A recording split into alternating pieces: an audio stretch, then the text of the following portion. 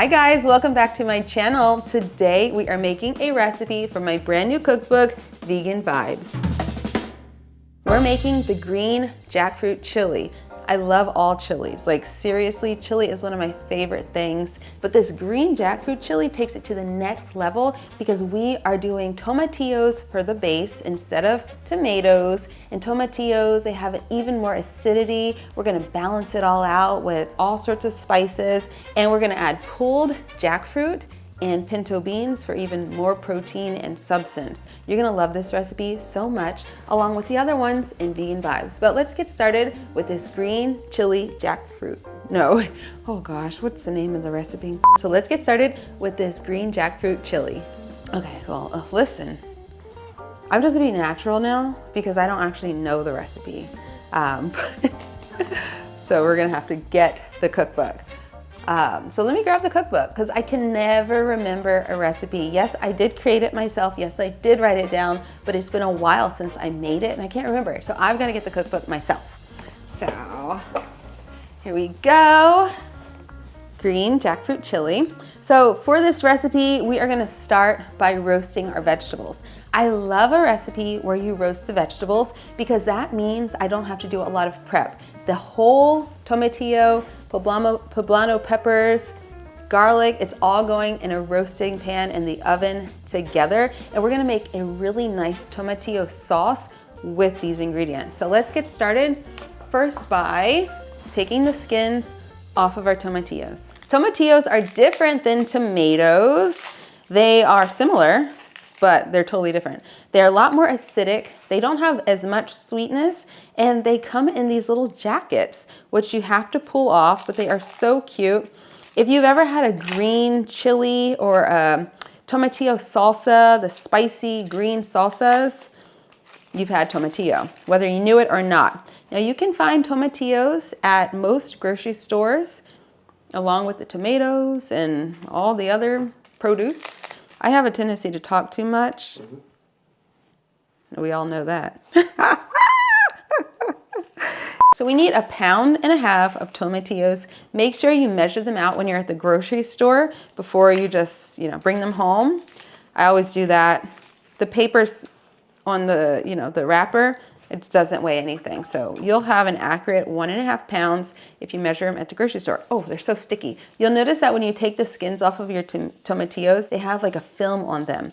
So let's take them to the sink and rinse them off. And then we are going to roast these along with our poblano peppers. I love it when we are making a recipe where we get to keep the vegetables intact. That means less prep. We are gonna have to chop that onion in a little while, but that's easy. So we're just gonna put the peppers and the tomatillos here in a baking dish. I'm just using my enameled cast iron, but you can use any baking dish, a baking sheet lined with parchment paper or not. Oh, and it fits quite perfect. And in addition to our tomatillos and our peppers, we are also gonna roast some garlic. Now I have this is how many? This is 3 cloves of garlic. What I like to do though is take your garlic, just cut the tops off. You can do this with an entire bulb of garlic, but I just need a few. So I'm just gonna cut the tippy top of the garlic off. And the reason I'm doing that is once it's roasted, it's gonna be a lot easier to take out of the skins now that the top is cut off, okay? So we're gonna wrap this in aluminum foil, put just a little bit of oil and put it in the pan along with our tomatillos. Now we are going to put this in our oven in the broiler. We want this to get charred and super soft and absolutely delicious, okay? So this will sit in, how long? All right, now we're gonna do the rest of our prep work. We are gonna prep the rest of our vegetables while our tomatillos and the peppers are roasting in the oven. We're gonna start by dicing our onion, and then we are going to shred the jackfruit. I love jackfruit. I always buy it at Trader Joe's in this can. You can buy it at other grocery stores too, but Trader Joe's has the best price, and this is a pretty good size can. So I'm just gonna drain the liquid off of it, and then we're gonna take out the pieces and shred them with a fork. It's important though, when you are shopping for jackfruit, make sure you buy the unripe kind. Ripe jackfruit is also a thing. It's very delicious, it's very sweet, but we don't wanna use that in our savory recipes. So make sure it is the green unripe jackfruit that you are purchasing. By the way, jackfruit does not have any flavor on its own, like tofu doesn't. It's one of those foods that you can cook with any sauce or marinade and it totally takes on the taste of that, the spices, which is really nice because you can use it in a variety of dishes, from this, Latin Mexican style chili to anything else. You could do like barbecue jackfruit pulled pork sandwiches or anything really, because it's going to take on the flavor of whatever you marinate it with. And now when you have a tough bit like this, that's like even harder and you can't really shred, you can take your knife and kind of just like give it a chop, trying to break it up with the knife. That way you won't have such a big piece. For people who are transitioning to eating plant-based or vegan, this is an amazing food to help you transition. You can use it in almost any recipe where you would use chicken, especially if you're using like chopped or shredded chicken, versus obviously you're not going to use this to make a chicken breast. For that, you could use mushrooms. But there are really so many alternatives to meat that you can still make when you're plant-based, and even wholesome things like jackfruit. So here we've got all of our nice shredded jackfruit. It's looking good. We already have our onion chopped. And aside from chopping up some cilantro for garnish, that's pretty much all we need to do for our prep. We are gonna make a sauce with the tomatillos and the peppers when they come out of the oven. And we're gonna put some of that cilantro in there. But yeah, that's like all the prep we have to do for this super easy recipe. Just to make this even quicker, I like to make everything at the same time, not a lot of downtime. So our tomatillos and our peppers are still in the oven, but I'm going to saute the onions right now, and we'll just get everything going until it's time to add that pureed tomatillo. So we're just gonna add a little bit of avocado oil to the pan. Just so you know, for people who are oil-free, yes, you can make this recipe without oil. That's the only time I'm gonna use oil in this recipe. You really can just skip it if you'd prefer and saute the onions in a little bit of water, okay? So we're just gonna add the onions, just saute until they're nice and tender. Let's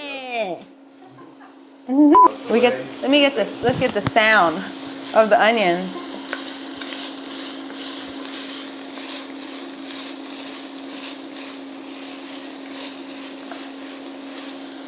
It smells good.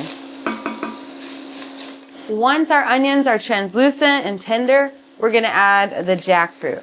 We're also gonna add oregano, chili powder, cumin, smoked paprika, and garlic powder, and salt. We're gonna stir that all up.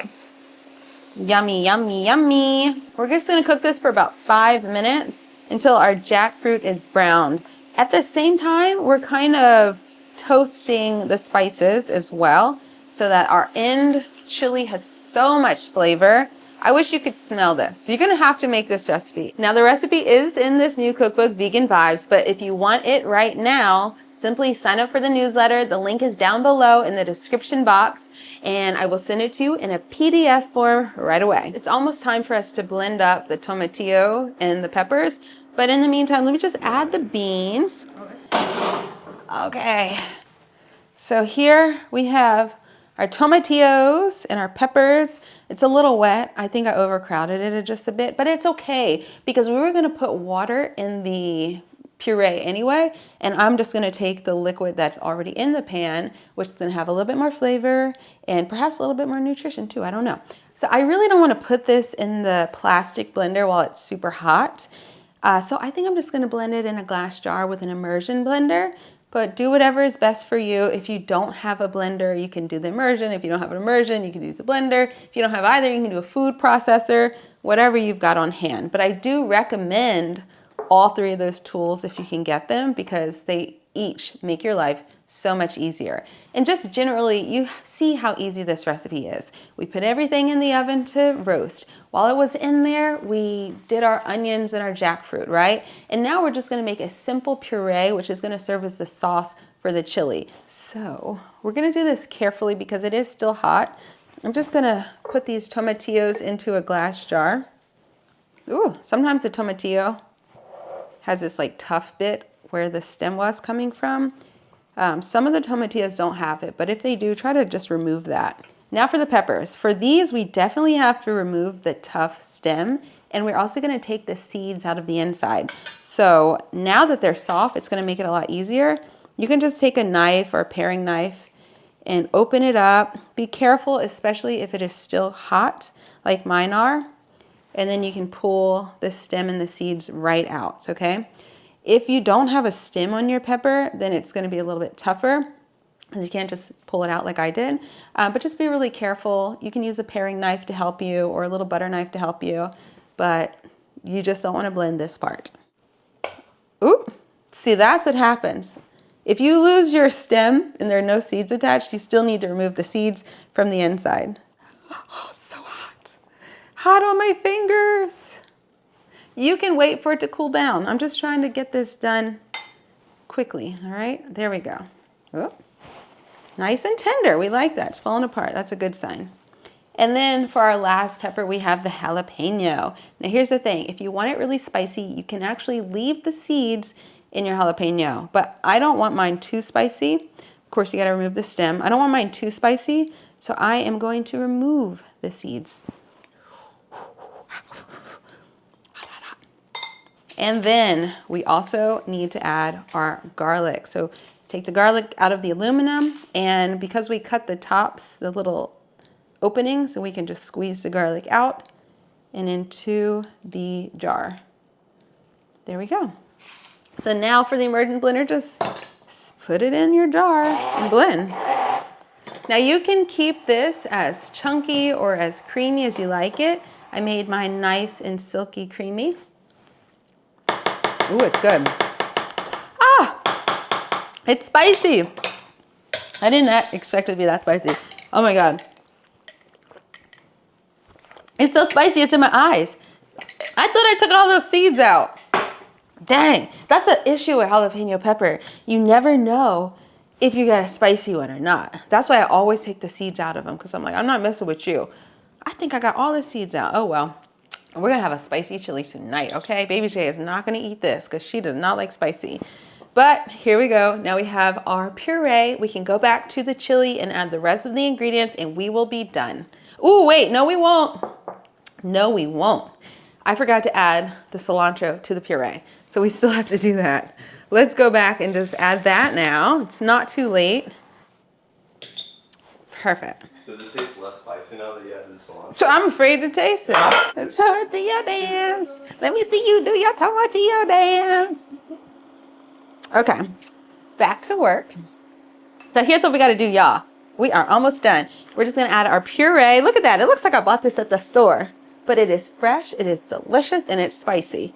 Let's pour it in. Pour it in. Oh, it looks so good. And we are also going to add our liquid. So this is the liquid from the pan. It's like more tomatillo flavor. And a cup of water. I eyeballed it. I think that's all I need. And we are gonna add better than bouillon, which is my favorite. Instead of using vegetable broth, I like to add better than bouillon because basically you don't have to buy a whole carton of vegetable broth. This is just like a concentrate, so you can mix it with the water. I'm gonna put that straight in there. And we've got sugar too. I know it sounds funny to add sugar, but we're trying to balance the flavors, especially because tomatillos are so acidic. I love the acidity of them, but we've got to balance it out. So we're doing 1.5 tablespoons of cane sugar, okay? Trust me, okay? I always add a little sugar to my tomato sauce also. I think it just balances everything out, the sweet and the spicy. It's not gonna be sweet, it's just gonna be balanced. And then our last thing, we need to add some soy sauce. I'm gonna taste it. Where'd that go? Not on me, right? Okay. Okay. It's still spicy, but it's got that nice sweetness to it. This is a recipe I remember creating. I'm really proud of this one. And we're just gonna let it simmer for like 10 more minutes. You do not need to stir it the whole time. I'm just doing this because I'm chatting with you, but this is not necessary. You can walk away. You can like start cleaning up the kitchen if you want. You do not need to be stirring it. It's just nice and relaxing for me, and it looks so good. Yummy. It looks meaty, and it smells so good. All right, and let's get the rice. Okay, here we go.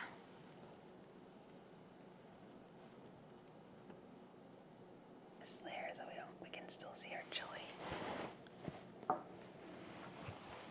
Here we go, the perfect green jackfruit chili. You know what? I actually did the lime on the side just for the looks. You probably don't need the lime because the tomatillos are so acidic on their own, but I think it looks really pretty on the plate anyway. It is spicy, but just like perfectly spicy, not overly. The balance of the sweetness, the meatiness of the jackfruit, the beans. One of my favorite chilies ever, honestly.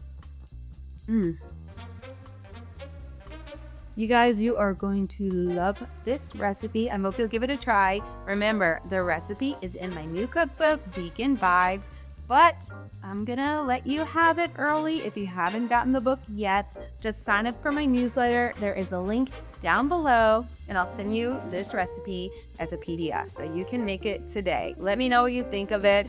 And if you need even more delicious, nutritious, and easy to make vegan recipes, there are 100 in Vegan Vibes, the cookbook, but there are even more on my blog, sweetpotatosoul.com. I love every single recipe in my new cookbook, Vegan Vibes, and this jackfruit chili, I'm telling you, it's hard to rank them though. Like, they're all amazing, but I do want you to try this as soon as possible. And here are 4 others that I think you should try as soon as you get the cookbook as well. Decadent chocolate pancakes, y'all. These are so good. They're really decadent. They're not like the healthiest breakfast, but they are for celebrations. They are for Sunday brunch. They are for living your best life with some amazing vegan breakfast pancakes, okay? Also, you've got to try the seaside stew. It's like a clam chowder made with mushrooms. And I've got a really special secret ingredient in there, umami plum vinegar. I'm telling you, you will not miss the seafood at all. And got to try my jerk sweet potato fries. I did those as a live cooking class here on YouTube, so you can watch that video. Those are amazing. A little spicy. There's some like, I don't even know what the word I'm trying to say. A little spicy, but super, super delicious. You're gonna love those. It's super hard to narrow this down, you guys. This is ridiculous. It's so hard. But I think for my dessert, I'm gonna recommend the blueberry cornmeal cookies, just because they're amazing.